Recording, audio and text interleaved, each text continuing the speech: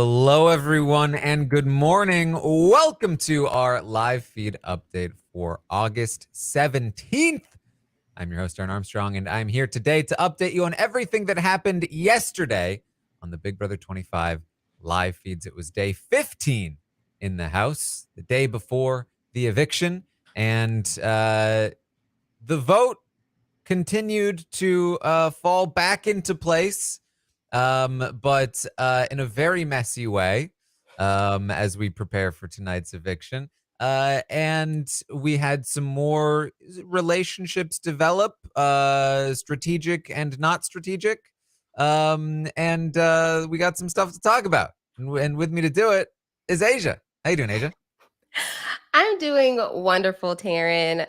I'm so glad to be here. This is my first update this season, and I don't know how you're doing it. I rely on you so much every day. I'm like 10 o'clock. I am 11 o'clock Eastern. I am listening to Taran because I could watch the feeds all day. And still, there's so much happening on the other cameras at the exact same time that I'm just like, oh my gosh. So we get too far in the season, I just want to give you your flowers. So for all the work you've done so far. It's so greatly appreciated. Oh my goodness. Yeah, I that's what I've been thoroughly enjoying about this season is the feeds and everything we're getting from it. And then the episodes, I'm just having to tell all like my new friends who are watching it, I'm sorry, but I can catch you up on what's happening on the feeds. It's been a lot. It's been a lot. I think I guess the new thumbnail faces are appropriate as I'm looking at the one that just appeared on my tweet. Yeah, they're perfect. It's been quite the journey. There's maybe a chance that next week will be a little simpler, but this house turns non-simple things into very complex things, so I would not predict such a thing. But let's talk about yesterday, day 15 in the house. Of course, leading up to that day, we got to catch you up a little bit. Let me pull up this graphic here so that you can get a good sense of who's in the game, what powers they have, and whether or not they've been redacted from history. So, HOH is, of course, Hisam. He also won the veto. He put up Cameron and Riley with Riley as the target. He left the nominations the same with a devastating speech that was either just devastating and cut or not quite as devastating as they thought it might be. And started to piss some people off with how he started to dictate behaviors in the game, and I think one of the big things here again is that he just kept preaching honor, integrity, honesty, and people don't like that. For a good reason as well. We talked a little bit about this, how Hisam preaching about how back doors are cowardly and dishonest, and it's like easy for Hisam to say that because he's like a big competitor, so it's advantageous for him to behave like that. But it's also like talking about honor, integrity, honesty, playing the game a certain way. That's also something that only benefits certain kinds of people. Certain kinds of people where the structure of the game and how the competitions work and how people tend to look at others, it benefits certain players if everyone played honestly and nobody lied and everybody put people straight up on the block and nobody backdoored anybody. And if you played the game like that, then somebody like Hisam is considerably more likely to win. The problem is that somebody like, say, Felicia or others who maybe aren't as good at competitions and a lot less likely to win that game, that's if everyone played that way, then they are considerably less likely to win. So how is it fair that that's the only right way to play the game, and if you play the game any way else, then you're wrong and bad? That's not very nice. And so I think there's like an instinctual repulsion to the idea that we need to be honest and have integrity and play with honor because there's something a little off about it. Yeah, the worst part is that, yeah, he can have this perspective of how you think you can play the game, But when he starts to think that it's wrong, that if you're not playing the game like him, then you deserve to go, you deserve to just be up on the block every week. That's when people rub the wrong way. And I think it's going to be so interesting to see him not as HOH, because he put this HOH hat on and he said, I am running this house. And if he keeps up that behavior as a non HOH, it's going to be even more repulsive to everybody around him. Like, who does this guy think he is? So I feel like even if they want to like play off this week that, okay, we were never going against Heisem, he should never know that. I think his behavior alone going into next week is going to be enough to get him up on the block, like no matter who wins. So I think that's going to be very interesting to see. And it doesn't help the way he's constantly saying right, because he's constantly trying to make people agree with him in whatever he's saying. And the moment they're like, I loved Suri the other day was like, no, not right. I was like, thank you. Right? Yeah, right? Yeah. So of course he has turned basically the entire house against him. And because of that, Suri considered flipping the vote. Not only did she consider it, but she decided she wanted to, and she got pretty much the entire house on board to flip the vote. But then, on the night of day 14, she changed her mind again, because of a look that Cameron gave her and some more information about where Heisem actually stood in the house and the fact that he's not quite as dangerous as she might have thought. And thus, the necessity to keep Riley wasn't quite there. And so she decided that the path of least resistance was actually to flip back and keep Cameron. And so then she started that night to sow seeds of doubt about the flip. Oh, man, everyone is just panicking for some reason. I don't know why they're doing this, Riley. It's so annoying. Why can't they just stick to the plan already?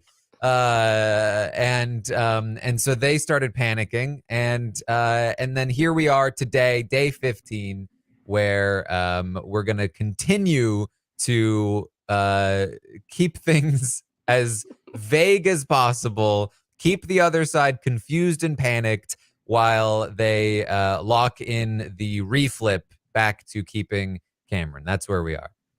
It's too much time. You know, for someone who's played Survivor 4 times, Suri is so used to the fast gameplay. And the fact that she was able to switch everybody with her sidekick, Izzy, putting in some good lead work. And then they like reach the night and like, wow, we still have 2 days to go. What if we flip it back for funsies? It's just like, it's hilarious, because I think obviously having more time allows you to think through things a lot more, and so it makes you wonder, just like even thinking about Survivor, like how many decisions would change if they had one extra day. And I think that's what we're getting to see with Suri, is just like when you start weighing all these different options, like maybe you could just like before you start putting things into action, chill on it, think about it. But I loved getting to watch it. So seeing like what she can do with like little time and how persuasive she is was just a work of art. Yes.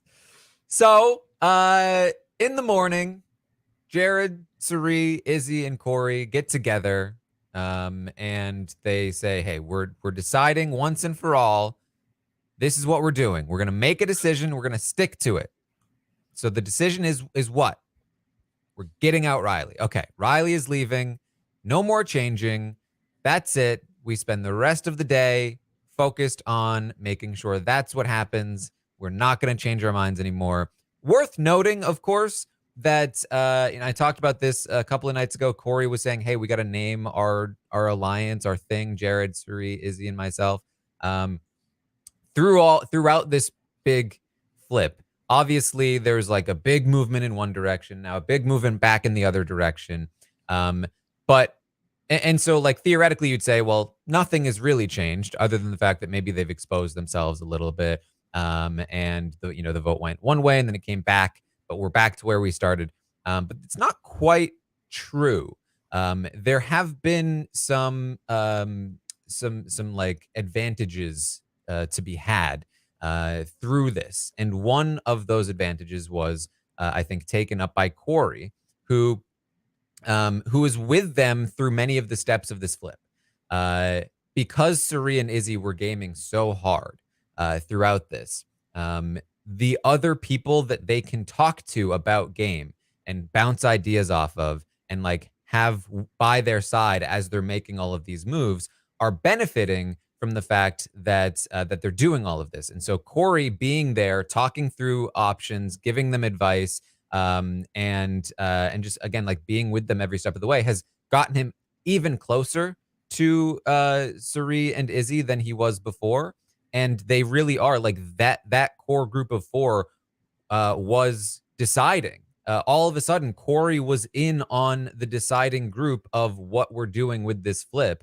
Whereas even just a few days ago, he was still kind of on the periphery. The people like even Mimi, certainly Bowie and Red, and now, of course, Heisem is way out in the cold. The Professor's Alliance is less important right now in Suri and Izzy's eyes than the Corey stuff, even though they still have a lot going on. And that's not to say that Mimi won't get back in. I think it's just that, like, because Mimi was very anti-flip the entire time, she didn't Mhm. have a chance to, like, take that journey with them. So this has been a big bonding experience for Corey, Jared, Suri, and Izzy. And so there's one other person that I think is benefiting massively from this flip stuff, but we're going to get to her in just a second. But yes, for now, the point is no more changing. Riley's leaving. Right? We're sticking to it. We're not thinking about anything else, which is funny because it was like, y'all, it's only Wednesday morning. But I definitely agree that, this has been, even though, we're coming back off of not doing the flip, so we're flipping again.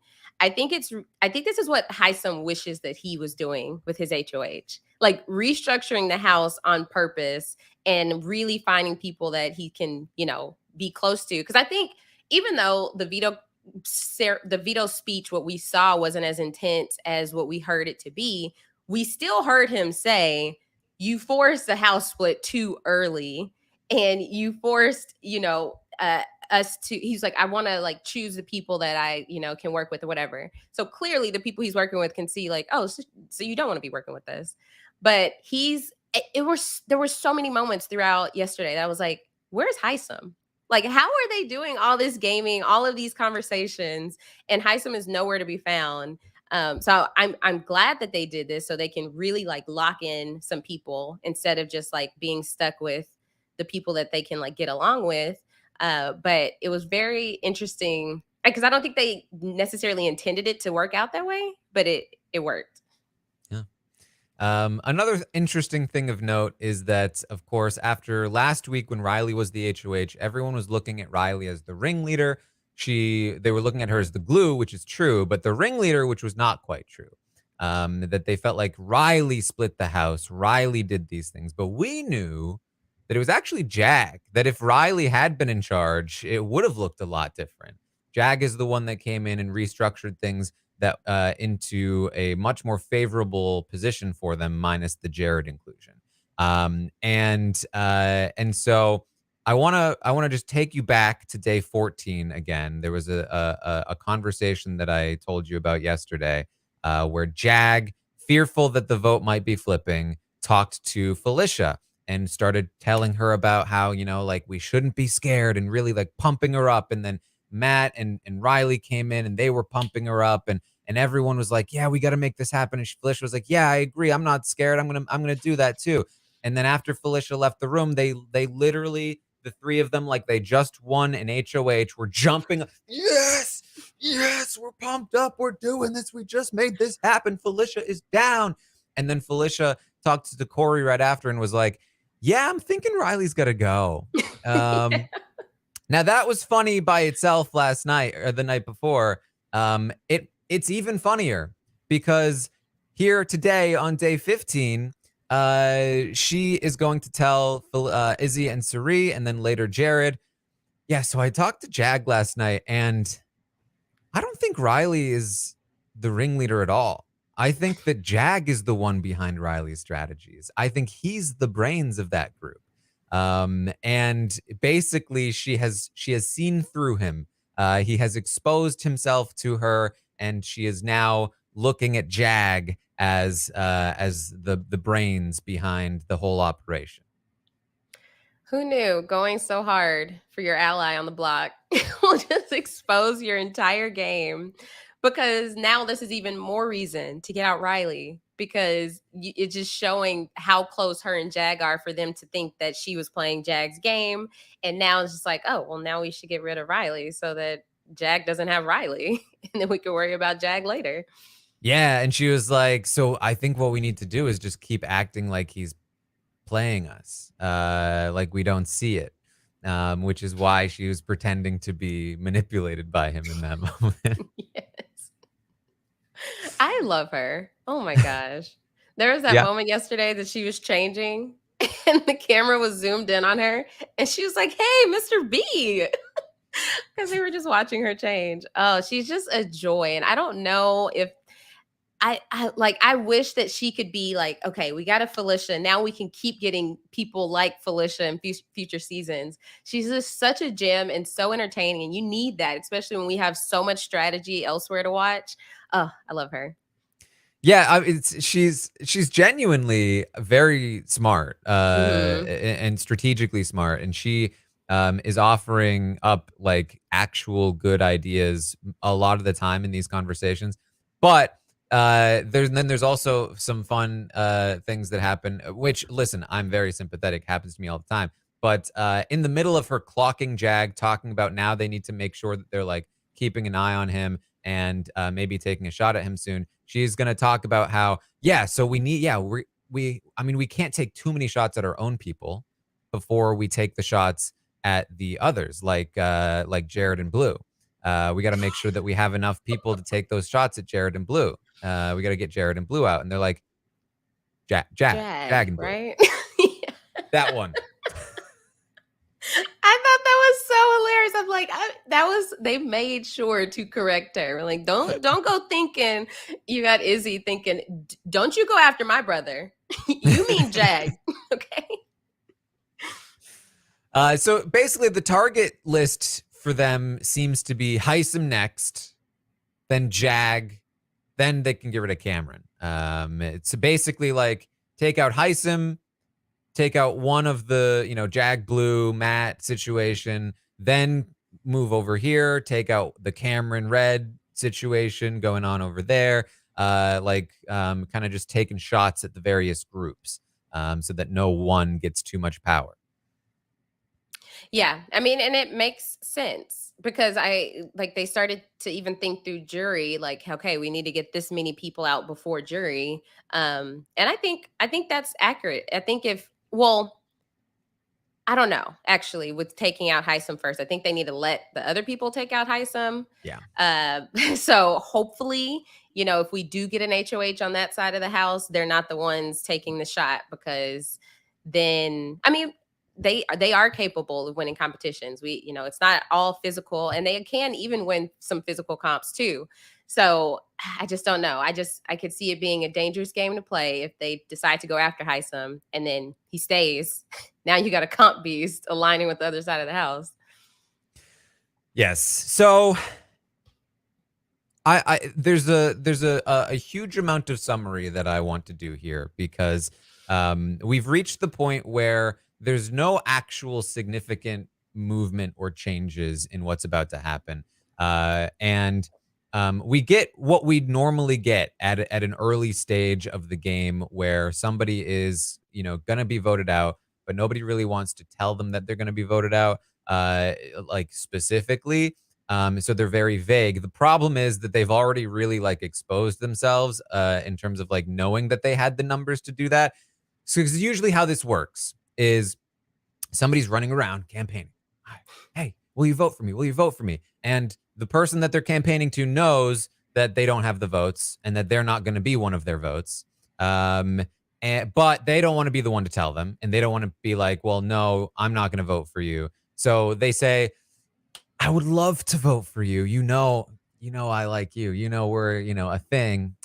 problem is I just don't know if you got the numbers right now. You come back to me when you got the numbers. And they're like, okay, I'll come back to you when I get the numbers. And so they go to another person, and that person says the same thing. And they go to another person, and that person says the same thing. And they're like, I have the numbers. They just all need to know that they're all willing to do it. I just need to get them all together in a room. And listen, hey, and they go back to the first person. They're like, listen, I have the numbers. Everyone is saying they're going to vote for me. And that person's like, ooh, I think they're lying to you.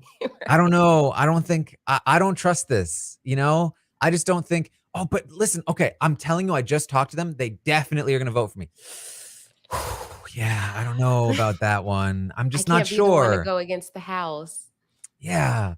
I think everyone's scared of the HOH, so I don't know if that's really true. They're like, okay, let me go. I'm going to go talk. And they go talk to the second person again. They're like, listen, I need you to tell the first person that you're a vote for me.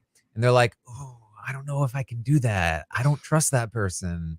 I don't really want to go out on a limb like that. You know what I mean? They're like, oh my God, we just need to get everyone into a room. And it so on and so forth until they run out of time and they get voted out. And eventually they watch it back and they realize they never had a shot that way in the first place, right? Right. So that is what they are trying to now do to Riley. But the problem is, as I said, they have already the day before been in a room where they all promised they would do this. And so trying to play off this idea that oh, but now we're not sure because, we don't know if we can trust these other people is all the more, as Corey will put it, goofy. And that is going to be the day of day 15. Literally the entire day, because how do you tell? Yeah, you're telling the people you less than 12 hours ago, y'all were on the same page. Can't wait to have a blindside Heisem. We're good. And now you're having to act confused. Like, what happened? Everybody's like, they've changed their minds. They're acting, they can't make up their mind. And then it's like, I think it would take, I think for Jag, Blue, Riley, Matt, it would take them putting the pieces on a board and saying, wait, but who is acting shady? Who is changing their minds? Because they're hearing these things that, oh, something changed overnight. I don't know. So they're like throwing paint at the wall and hoping it sticks because they don't know who to direct their attention to. And so they spend the whole day they're like, well, we just got to focus on Suri and Izzy.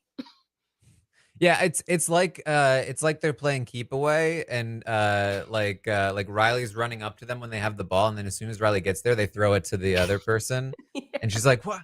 And then she has to run over there, and then they throw it to the next person. They're like, and they're just trying to bury her in bureaucracy for the whole day. And literally at one point, Corey was like, I'm just going to try and take a nap and burn a couple of hours because it's literally just we need the timer to run out so that we can just stop doing this and before they realize what we are doing. Because exactly. It is, at the end of the day, it does sometimes happen that the people on the other side of that vote do come out of that week thinking, man, we were so close. Mm-hmm. If we had just had one more conversation, it would have happened. And they don't realize that they were all against them in the first place, which is beneficial to the people who were against them, because now they can go back and be like, all right, well, if only we had that one conversation. Yeah, you're totally right. Now let's work together again.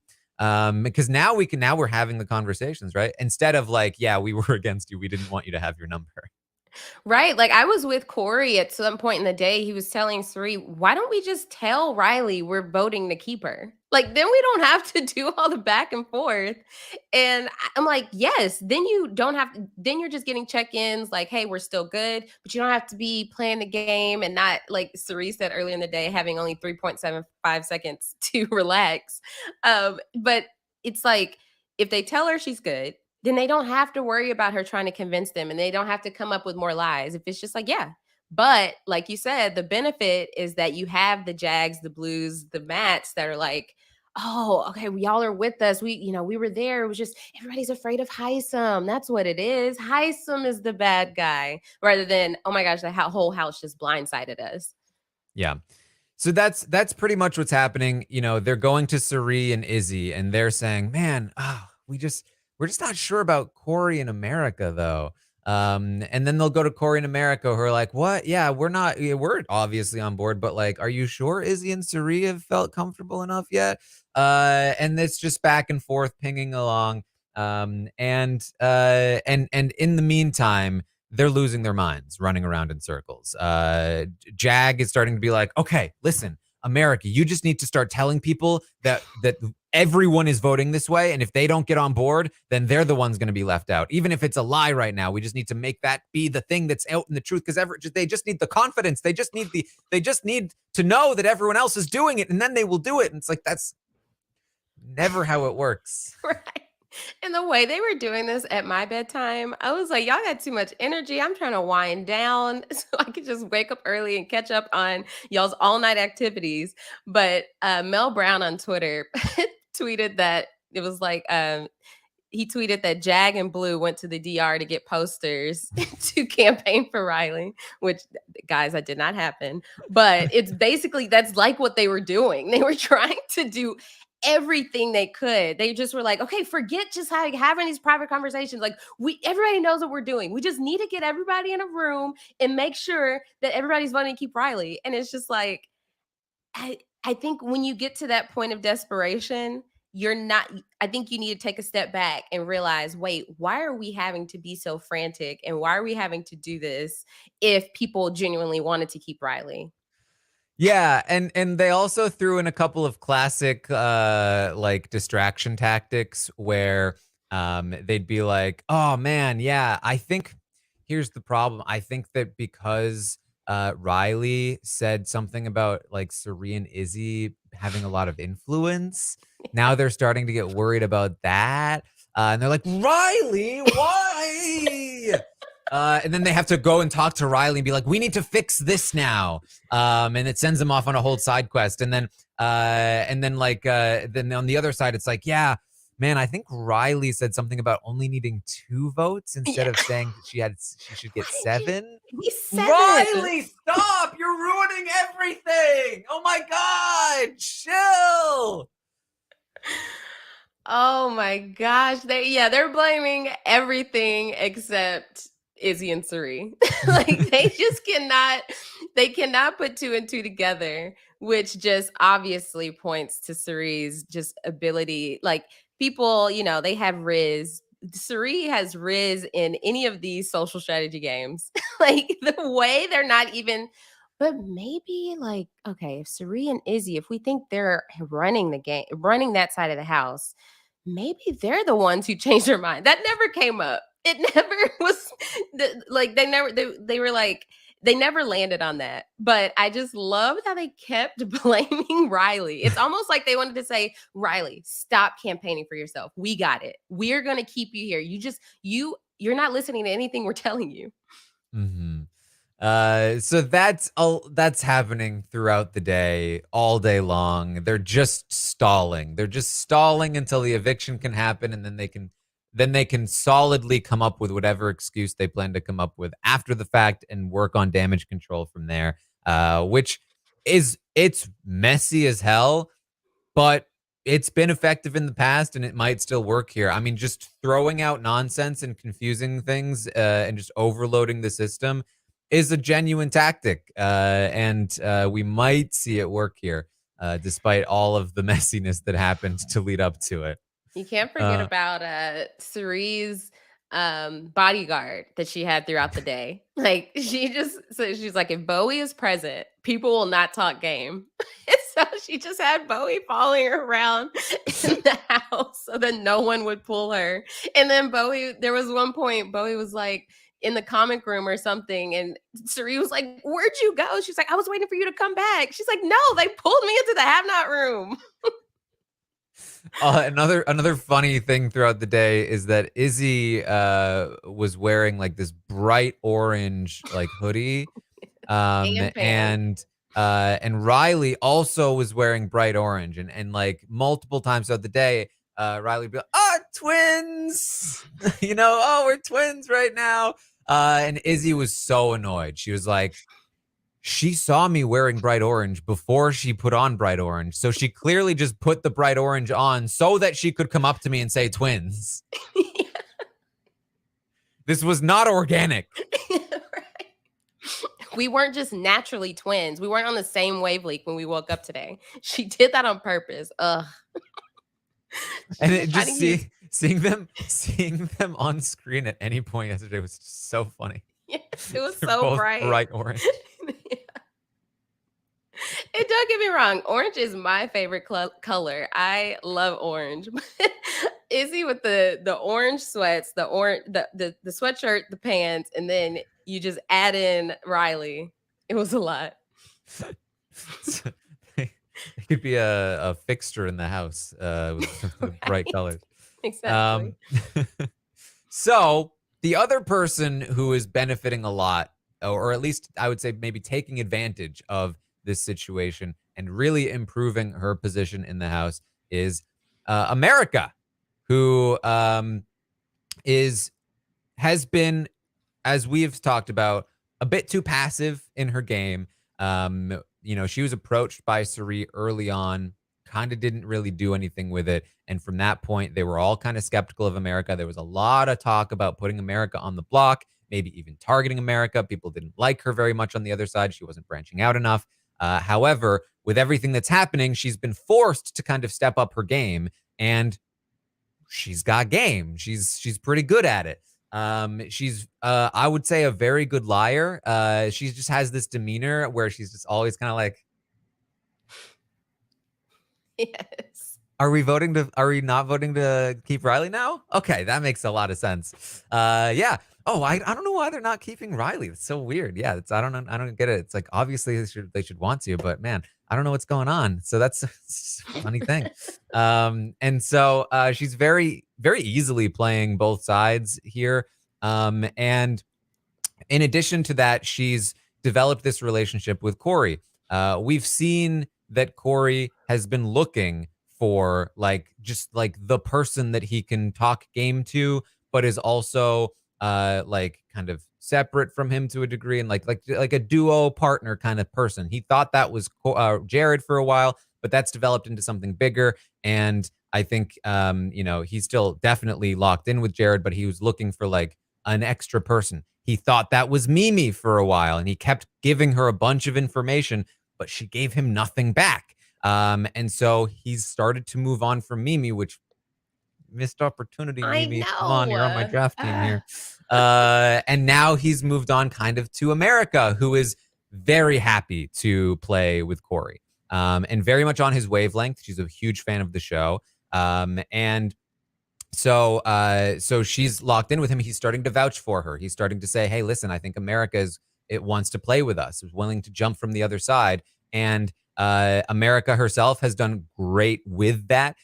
She has, we talked about this yesterday. She's been talking to Suri, blaming a lot of the previous, mistakes that she's made on Hisam, because he is the scapegoat of the time right now. And they're like, Hisam is the reason America didn't want to talk to us. And really starting to get in with them. They're starting to like her a lot more. They're starting to feel comfortable, like leaning on her for this vote.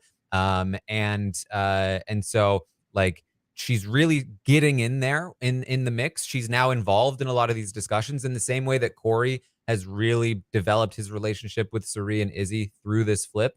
America is too. She's in there talking with them, talking things through, and it's working very well.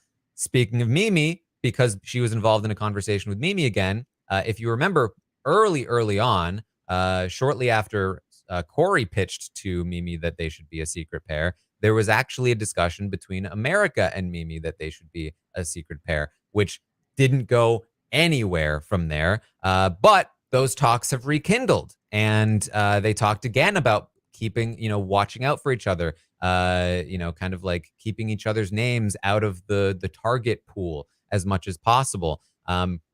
This time, I would hope that Mimi is actually interested and willing to go down this path because of everything she's seen with this alliance and how messy it is. And like, I would hope that she's looking for more, as she would see it, I think level-headed people who aren't going to be flipping Right. around all the time and making her rant to various cameras at all times. So it feels like if she actually works this relationship, that could be very valuable. And lo and behold, America's like, we should pull in Corey too, and that would be very good. It would grab a Corey that is kind of realizing he should move on from Mimi, pull him back in with the support of America, and the three of them together is basically exactly what all three of them need, considering that they do have a lot of connections outside of that sphere as well. So this could be a very dangerous group if they follow up and actually work at it. But we've seen these talks before and it hasn't really gone through. Exactly. Like it really scares me because of the whole Heisem thing. Mimi's thought was, why are we trusting Corey when they were basing, oh, Jag and Blue tried to make an alliance and Corey told us. And so what I'm nervous about is her having a good relationship with America, and then thinking like, if America is like, okay, yeah, let's trust Corey. I trust Corey. That Mimi is going to be like, if you trust Corey, then I shouldn't trust you. So I really need her to see it as like the opposite. Like, okay, America, if you trust him, then maybe I need to like, okay, settle down a little bit and start to trust him as well. Because I would love to see this trio, and I loved how America was navigating yesterday because it was the perfect time to jump ship. It's like she was in a boat with Riley and all of them, and she saw like the smallest little piece of water coming up. She said, "Oh, I'm out." And she starts swimming away. And then they stayed in that boat, and it kept singing. They're like, no, we got each other. America's like, nope, I'm going. I'm out of here. But meanwhile, she was yelling back to them, yeah, I'm with you guys. Yeah, I'm with Yep. you. Exactly. Still in the boat with you. You can hear my voice. I'm still there. You can't see me? That's so weird. I'm like laying down right now. Have you checked under the blanket? Right. Literally. But I feel like it's perfect to do it now rather than trying to wait until after Riley's gone to be like, okay, now I'm trying to find my people. Because even with her playing both sides of the house, Cerie's side of the house knows that what she's doing on the other, she's being transparent. Like she's like, they know that I'm trying to like act like I'm still with them, but y'all know what I'm doing. Whereas on Riley's side of the house, she's not saying the same. She's not like, oh yeah, I'm talking to them, but it's okay. Like I'm just making sure that they're voting to keep you. Because even later in the day, Cirie is either like, yeah, I haven't talked to America at all when they've had like these great conversations. So I was really impressed with America, especially her trying to help Riley. She's like, Riley, you need to do this. You need to talk to these people. You need to like talk about Cam and why he needs to go. And then she's like, it makes 100% sense why Riley needs to go. Yep. Yeah. So good stuff there. And I would say again, I think that like from what we've seen from America over the last couple of days, from what we've seen from Corey, and what we've seen from Mimi, they're all very smart players. They're all very capable socially. They have all of the connections that they need. The three of them together, I think, would talk strategy on a very similar level. And I think that if Mimi actually committed to this to some degree, at least, she would be like pleasantly surprised at the level-headedness and the amount of strategy she'd be able to talk with them, compared to maybe like when she's trying to talk to Izzy. And Izzy, like, listen, Izzy also very strategic, but Izzy gets hot. Yes. And Mimi does not appreciate that. So it would be interesting. And I'm very curious to see where Mimi goes, because this does feel like potentially like a do or die thing for Mimi to start playing this field a little bit more. Because she could keep everything else she's got too. Right. I don't think it's like super smart for her to necessarily go down to 3 with America and Corey, although it's not the worst thing in the world. But we know that like, and this is unfortunately what she doesn't know, is that the path with Cirie, Jared, and Izzy is a complete dead end. They are locked in together. And so I think that might be the biggest thing holding her back, is that she thinks that's a more viable path than it is, and it's not really her fault that it's not. But we'll see. Is it just me, or does America look at Corey like he's the apple of her eye? Okay, this has been talked about because Jared talked to Corey and he was like, I think America might have a crush on you. Now, my perspective is that America is like a very naturally flirty person. and just has that look about her sometimes, because she also looks at Jag that way when they're Yes, together. that's true. Yes. And so I think that I think she just like has a look that is very inviting and friendly, and I think it would be very easy to misinterpret like her personality as interest potentially, which is not to say that it isn't, Mhm. but I would definitely I would not assume that anything more is potentially happening. Yeah. But I think it is obviously very easy to misinterpret, as many people in the house have already done so. Right. I mean, I would it almost feel because I've been trying to keep my eye on it. I feel like it's a little bit more with Corey than it is with Jag. And it could very well be just like she's so excited to work with Corey and glad that they're finally having this dialogue. There was one very split second, it cut to Izzy and Jared, and Izzy was like, "We got to make this happen." And Jared was like, "Yeah, she said her last boyfriend was 4 years younger." And Izzy's like, "Okay, so we could do something with this." And they have to be talking about them. So I wouldn't be Listen, surprised. it's possible. I do agree. I think that there's definitely flirtation that happens with Jag, but Jag is also a very naturally flirty person. Yeah. And Corey is not really a naturally flirty person. He like at most he does like joke flirts that aren't Yeah. really flirts. And so so the fact that there is so much there with the marriage, maybe there is something there, who knows, but yeah, maybe something to keep an eye on, but I don't know if we should go too far.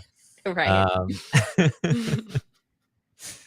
Speaking of showmances, we're okay. Well, hold on, we're not quite there yet. There's one more thing to Okay. talk about. Jag and Blue, we're talking about Jared, and how Yes. they're. Remember, we've talked about this, especially in the stock watch. Jag has been suspicious of Jared, and uh, the whole Cameron thing kind of threw him off. Well, if Cameron was the rat, I guess it couldn't have been Jared, but it's never gone away. And him and Blue were talking about how they're kind of suspicious of Jared.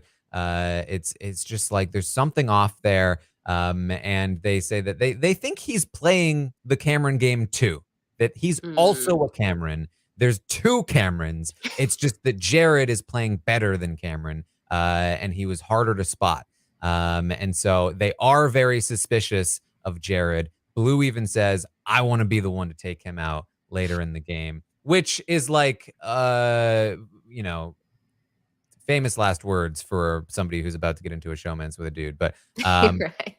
But like they are definitely suspicious, definitely still keeping an eye on him. Worth noting, even though it may not ever come to fruition, because especially if Riley leaves, what other options do they have? Very true. I mean, yeah, they're gonna have to take what they can get. And if Jared is continuing to talk to them and say that he's on their side, then it would be wild to just be like, oh no, we don't we don't want that. We just want Matt. So I thought it was, it's good that like figured it out. Like, but I don't know if he's playing like it's not the Cameron game, obviously, because what we know, he's clearly loyal to Suri first and foremost. But I think it is interesting that he hasn't been able to finesse it to where they don't realize it, kind of like America. Um, I mean, he has been doing it longer than America has. So it'll be interesting to see how it plays out. I think this next HOH will really tell a lot with, how Jag and Blue really feel. If they do get power, or if they don't, or just like how their relationship continues to develop with Jared. I think even Blue saying that could be like Blue having a separate agenda from Jag, like knowing Mhm. I like Jared, let me be the one to take him out, and then just never does it. Yeah, and she said it wouldn't be anytime soon, as well. Hmm. So, She's like, final three. yeah, let me win and take him out for it. Yeah. So, so there's a lot of strategy stuff happening yesterday. Of course, I've summarized a lot of it, but we have to get to some of the weirder conversations through the night. This is a story told in 3 acts. The first act is between Cameron and Riley, because I need to give you an update. This is probably the last big Cameron and Riley conversation we're gonna have, so we're just gonna Just gonna leave you with one more of these because Cameron is gonna talk about how he thinks that the audience is liking him. Because he's an extremely loyal guy. He's extremely loyal. That's who Cameron is. He is definitely not the guy that immediately jumped ship and ratted out all of his friends and then also got Riley evicted this week. Definitely that's not Cameron. He says it's gonna be weird when he gets out of here and people tell him about how wonderful he was and how it was so he was just so he's how protective he is of Riley. It's just so wonderful when people are gonna tell him that. And when he came in the game, he saw her and he was like, I thought of you like a little kid. You were just like a little kid, and I just wanted to protect you, and I wonder if you'll be asked about me, if you'll be going to the bar and your friends will be ask you for my number, oh man. And it's just Taran has melted to the ground. Yes. He can't handle it.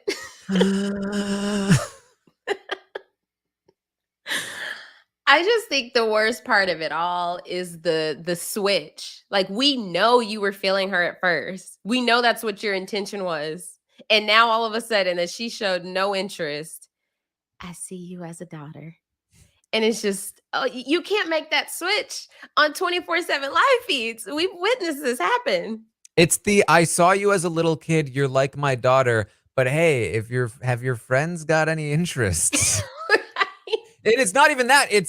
I'm assuming your friends will have interest. So that'll be fun. Just stay away from because you go deeper into the analogy and that just makes you way more uncomfortable on the inside.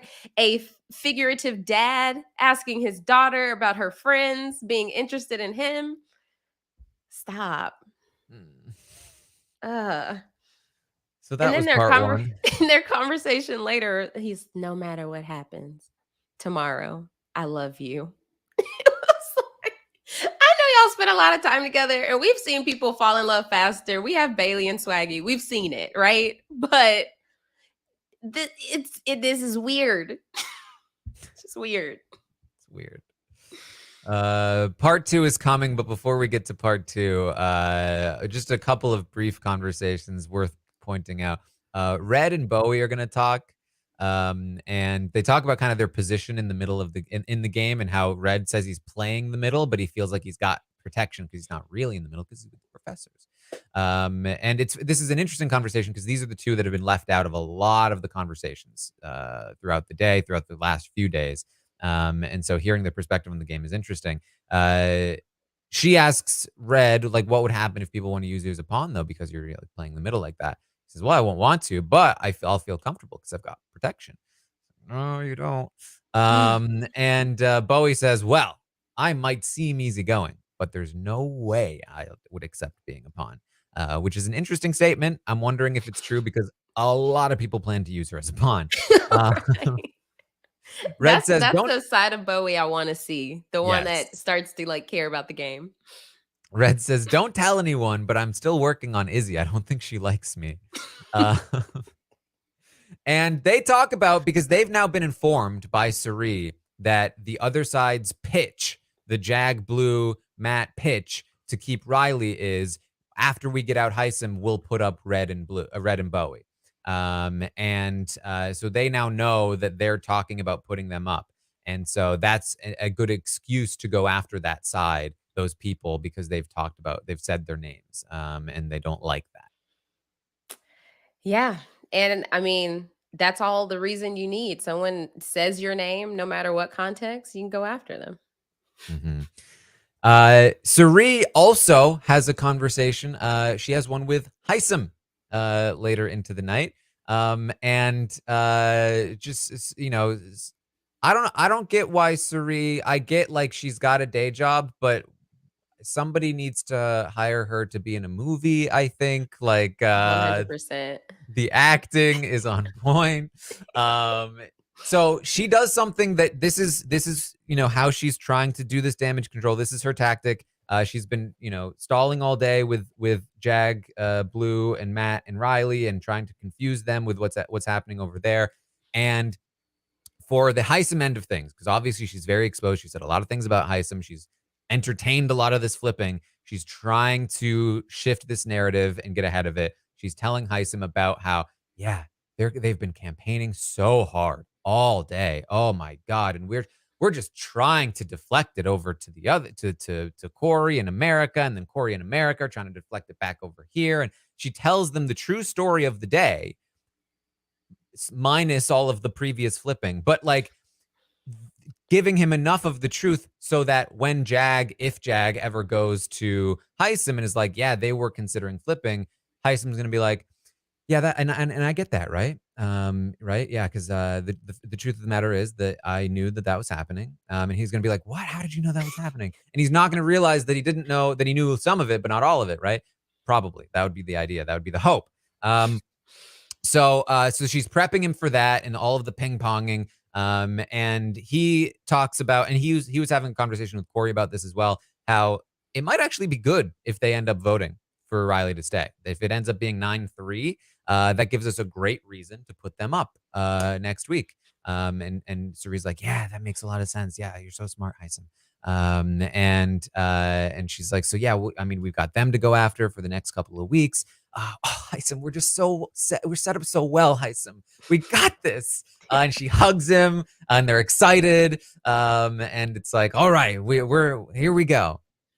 That is the complete circle. And I'm no longer worried, because I was really concerned. I was like, all of this, like, they were so vocal about all this switching back and forth. I'm like, the moment it gets back to Heisem, that's scary. I don't know what's going to happen. How is Suri going to talk herself out of it?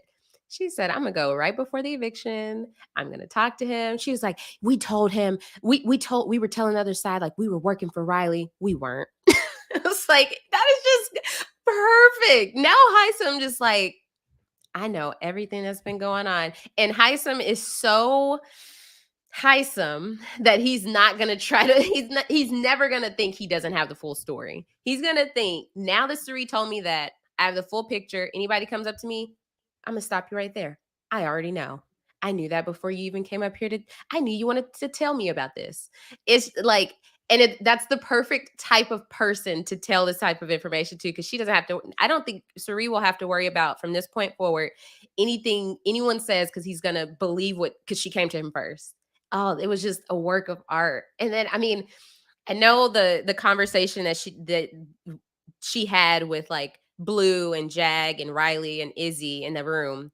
That performance was a performance of a lifetime. I was just watching Twitter as I was watching, seeing how people were reacting on Twitter at Suri, just so confused how it turned, so unsure if she can trust anybody. Just so, it's mind blowing how things changed. Yesterday, I was so sure. She's like, Riley, if I was HOH, you would not be up. You know that, right? And it's right. Yeah, I know. And she's like, I just don't understand. And it's just too much back and forth.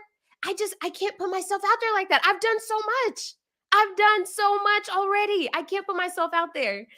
And I was like, there was even someone that tweeted, was like, I think Suri is acting. It's like, absolutely. Like, we know the full truth and we're even questioning it.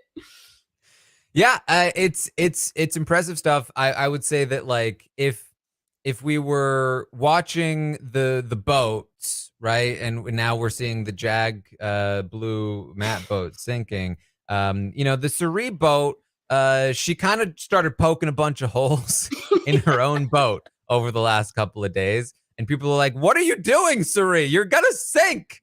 But just yesterday, through what she was doing, she has patched a lot of those holes. There's still some holes. There's still some ways that things could go wrong, but she's definitely patched a few of the big ones. And things are looking a lot better than they were just yesterday.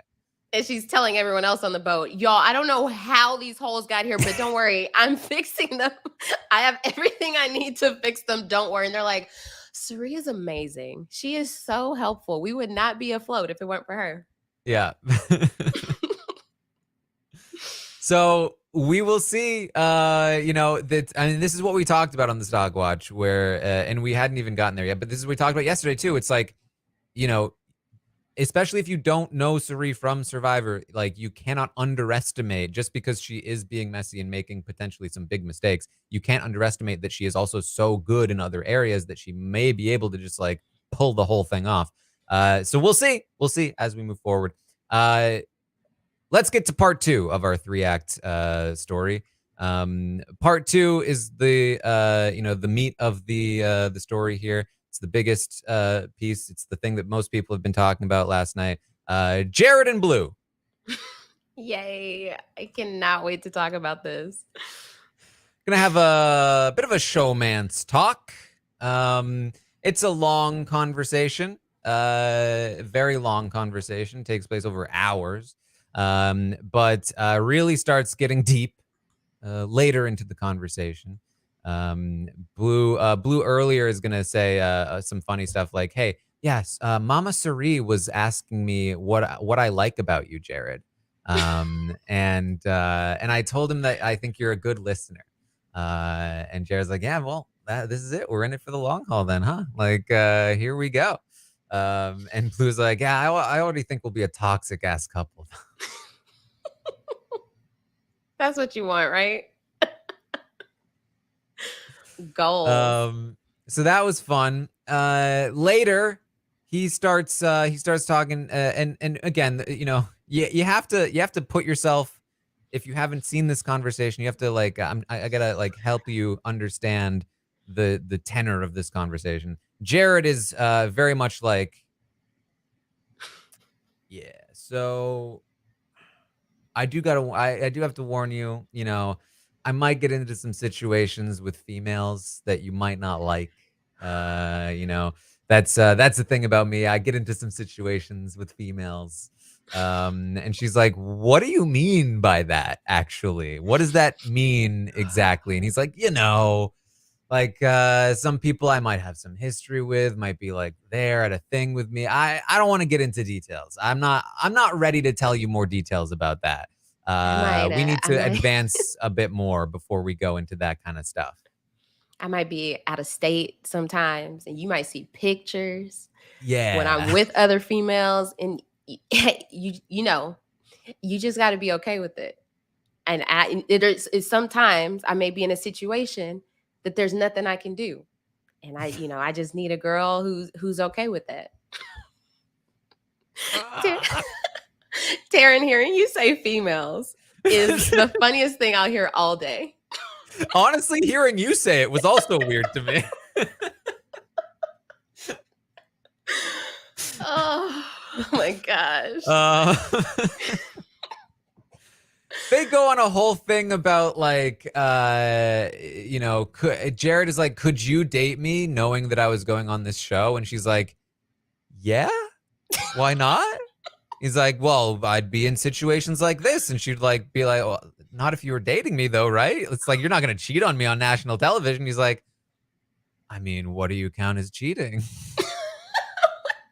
Whenever that is asked, run as far as you can. You have to define cheating for someone. Just it's a huge red flag. He's like, "Would you count what Matt is doing with Riley as cheating?" And she's like, with the whole conversation that you told me about where he asked you if he should make a move? Yeah, I would say that's cheating. And he's like, "Really? But he hasn't even done the move yet."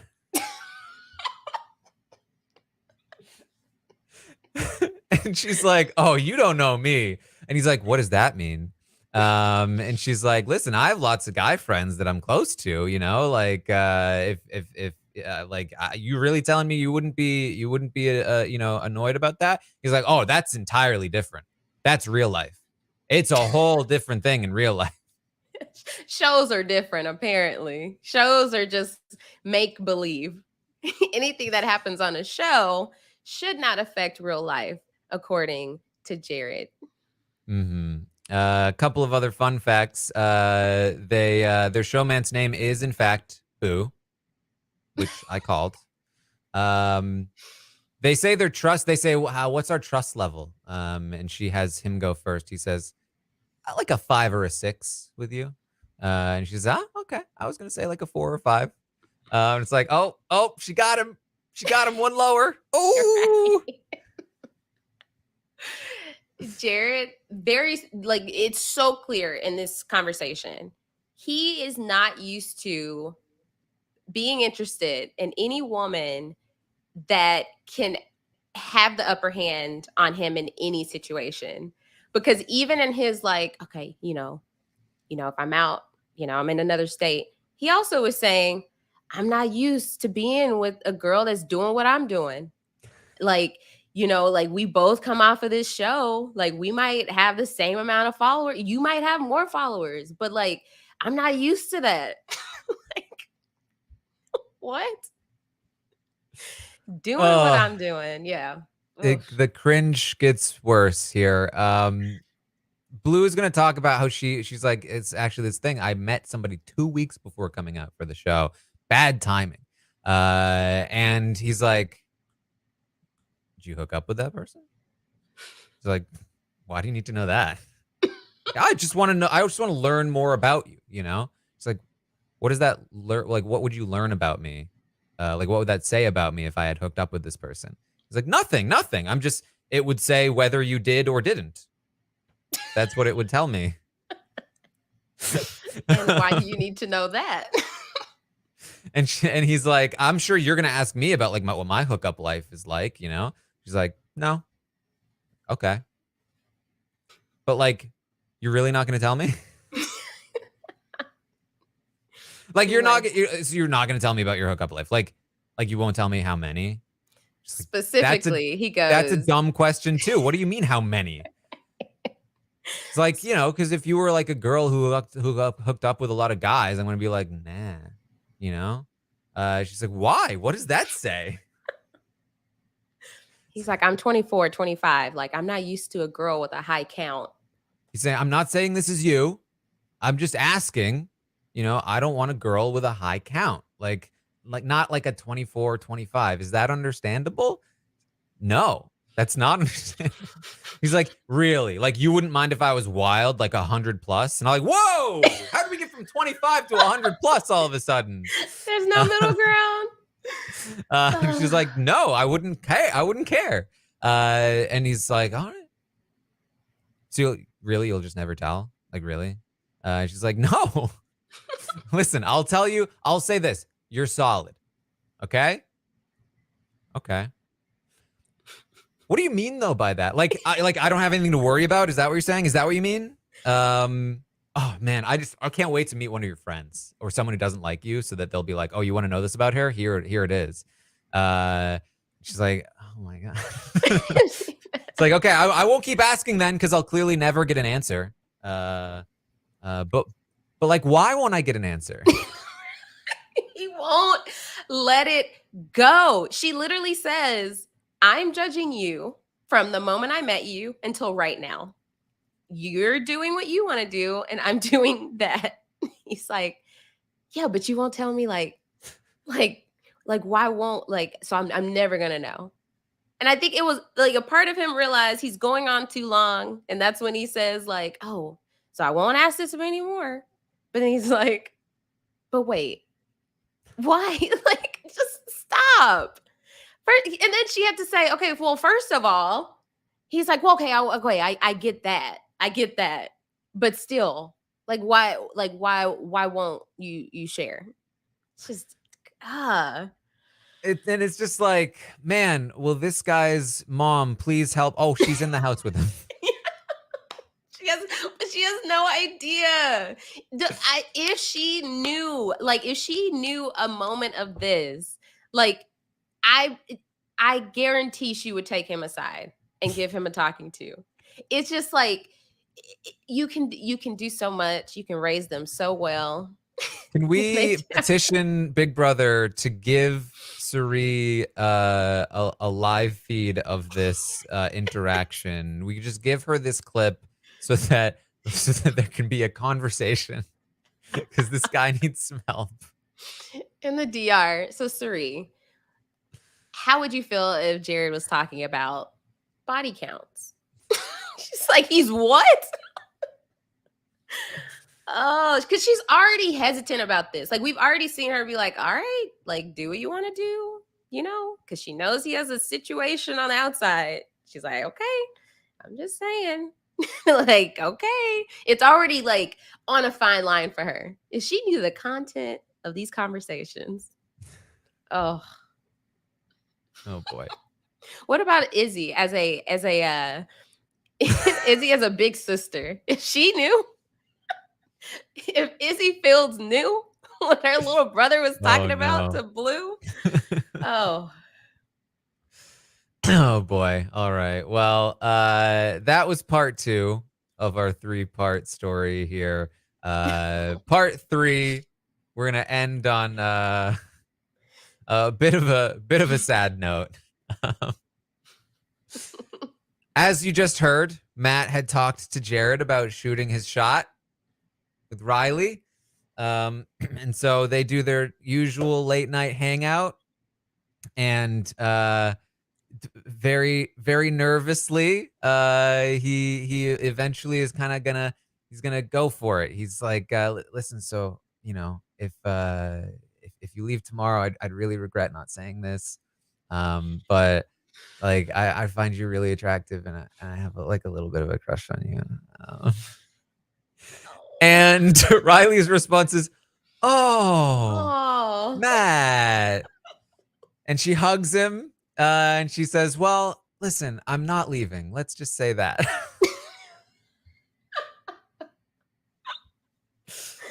Oof. Oh, it felt so bad. I felt, oh my gosh, for Matt to just open up, be vulnerable. He's like, I'm gonna take this shot. This is only, maybe I might regret it if I don't say something. And it was so sweet. He was so genuine. And then Riley's just like, oh, like he's like a sweet child that just gave her a little drawing that said, this is for you.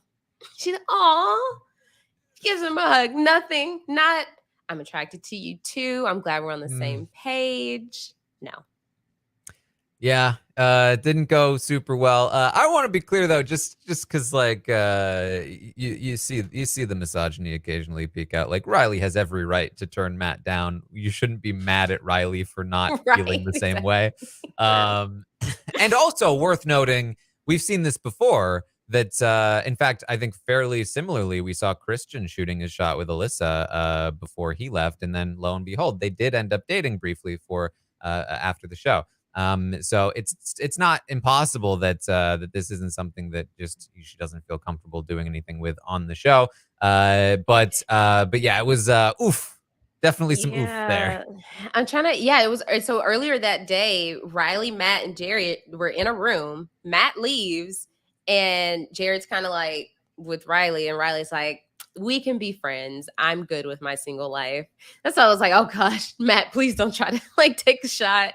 But my issue with them is that I saw 10 times more chemistry between Matt and Kirsten in the little time that she was in the house. It was just like Mhm. that mutual, like just flirtation between the two. And I'm like, ugh. And I don't know what it, I think it's all the time they get to spend together that has Matt thinking like, okay, maybe. But he had way more chemistry with Kirsten. Yeah. So that is the end of our 3-part story.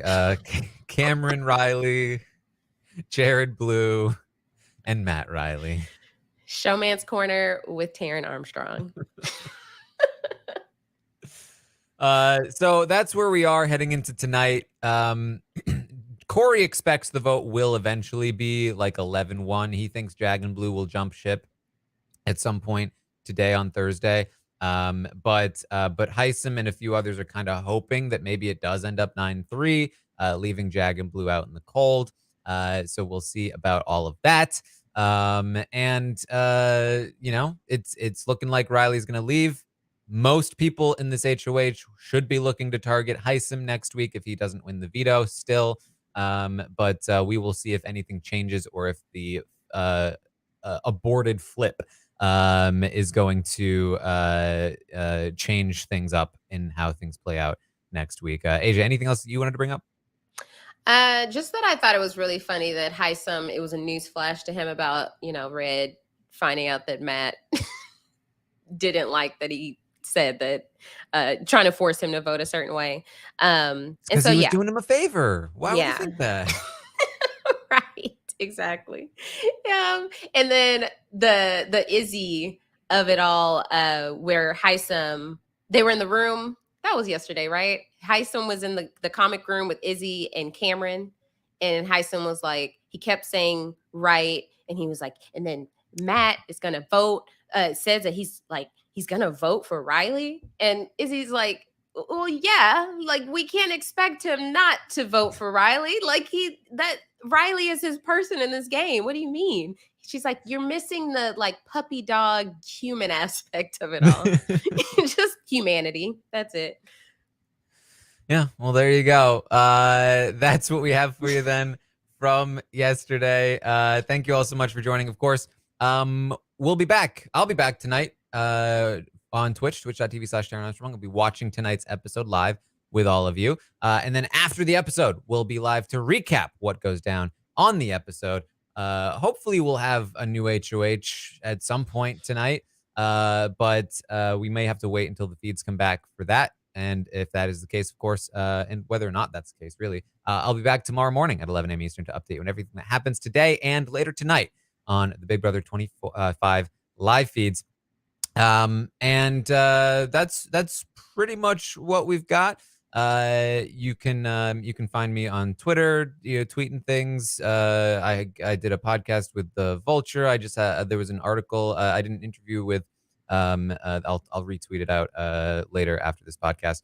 You can go read about the live feeds and stuff like that. Very good one. Yeah, that's basically it. Asia, what do you got going on? Yeah, everybody can follow me on all social media at Aysha like Asia. That's AYSHA like ASIA. I most recently did 2 interviews with my co-host Jason Reed.